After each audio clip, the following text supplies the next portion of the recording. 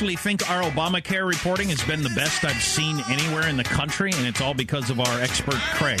A new surreal wrinkle that nobody knows about, but you're about to. Coming up next on the Armstrong and Getty Show.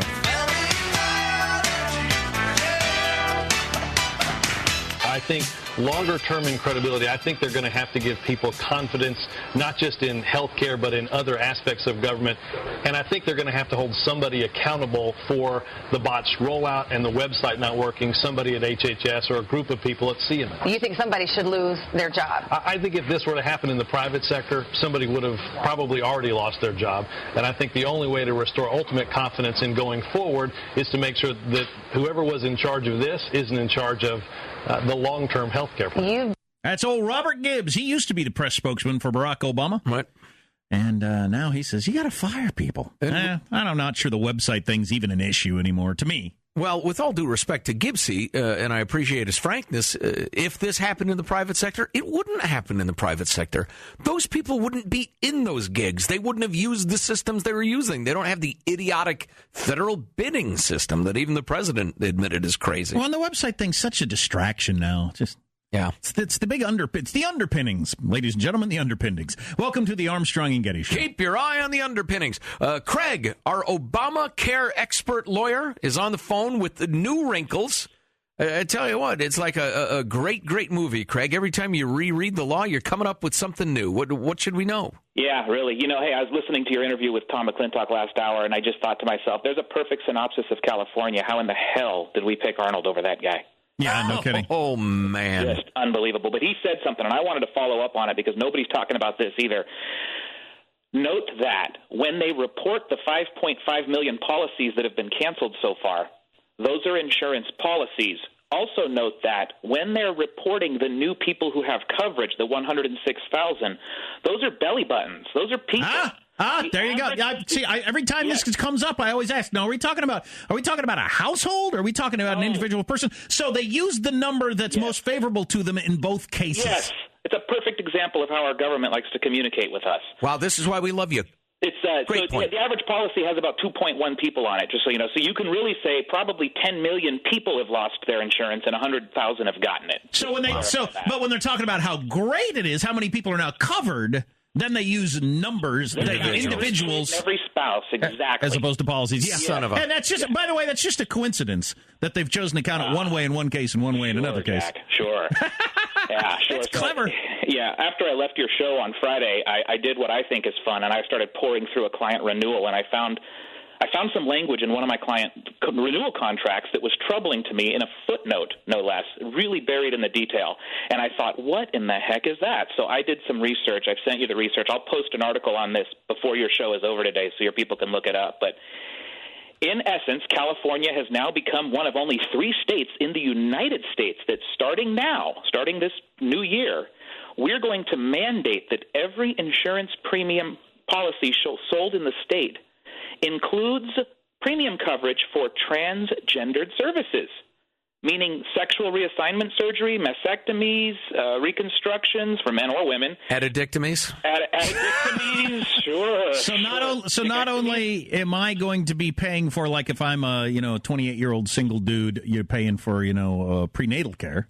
Right. That you don't need. You're paying for the transgender stuff. Well, this is just part of the whole spreading the costs around thing. 60-year-old teetotaler is paying for heroin treatment as well. So everybody is forced to pay for transgender insurance. Yes, it has to be baked into your premium. And the way this was done, guys, because I thought to myself, how did this slip under the radar? How is nobody talking about this? California passed an anti-discrimination law back in 2005. And you think, okay, well, that was 2005. Well, everything about that law was fine until now.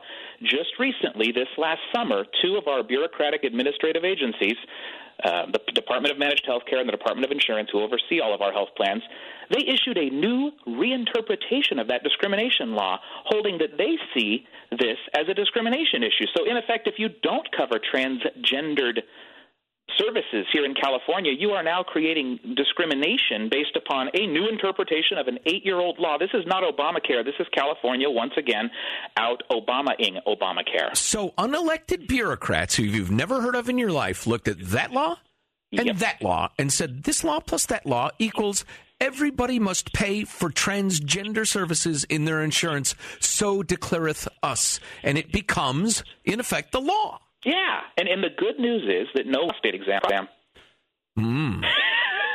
Well, you can call it that if you want. It's, Yeah, so the individual does not have to bear the cost of their transgendered services anymore. The taxpayer gets to, and we didn't vote on it. We didn't even elect people that did it. This was purely done very quietly via an administrative action, and it is the law effective this coming year. It's built into all of our premiums. So If you have an insurance policy in the state of California, it is built into your premium. I'll certainly keep my ears open for that whole whether or not they mention individuals or insurance policies on all the reporting, since everybody's fudging to their advantage. And I'll consider becoming a chick. Craig, our Obamacare... You'd make an ugly one. No doubt of that. And we're working on putting you in contact with Tom McClintock. Oh, I'd appreciate that, guys. I think I could be of service, too. You know why? Because we're power brokers. Oh, yeah. You and Daryl. Well, we were. Some magazine called us among the 150 most powerful people somewhere or other, and boy, it really went to my head, as you can tell. In the greater Davis area, I think. Or whatever.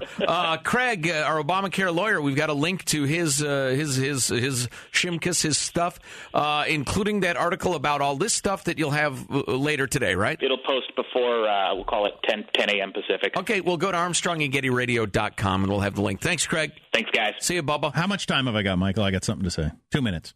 So how solid is the science on this whole transgender thing? Because that's what it comes down to. Because we're gonna share the cost for somebody who needs cancer treatment. Okay, you can make an argument for that. Sure. If it's legitimate. If the science is legitimate on the transgender thing, well, then you gotta say share the cost on that too. But how solid is the science on that's a real thing all the time? Somebody decides they want to get the operation. Well, I will tell you this. Here is my considered opinion, since I read about this stuff, because I read about everything. There are people who are legitimately born of indeterminate or not quite right sexuality. They got guys' parts, but they really are in every other way a woman, and I think it's legitimate. On the other hand, there are large numbers of people who are just sexually confused or weird, or they were molested, or they were raped, or they don't like who they are, and they think this is the answer, or what have you. They hate their parents. They hate... Right, and it's extremely difficult to tell which is which. Sure. And it's expensive as hell. But, to me, the takeaway is what I was saying earlier in the hour, and I promised you a big payoff. If you think government is the people you vote for, you're a fool. The people you vote for is the tiniest tip of the iceberg of what government is. It's a bunch of unelected bureaucrats with tens of thousands of unvoted for rules and regulations that you have to follow or you'll go to jail. Wake up! Take up the axe handle. I don't know what to do with it exactly. Wave it around menacingly like you're George Zimmerman or something. Get yourself a hot blonde girlfriend. Smash up her stuff and order her out of her own house. That's what you do. I don't know how that would help. That's a really interesting point, though, about the whole whether you count insurance policies or individuals. Oh, it's huge. It's a beautifully simple, obvious lying with statistics. Sure. Yeah. Good one, Craig. Winner. That's why we'll put you in contact with Tom McClintock's people, because we are power brokers. That's what we do here at the Armstrong and Getty Show.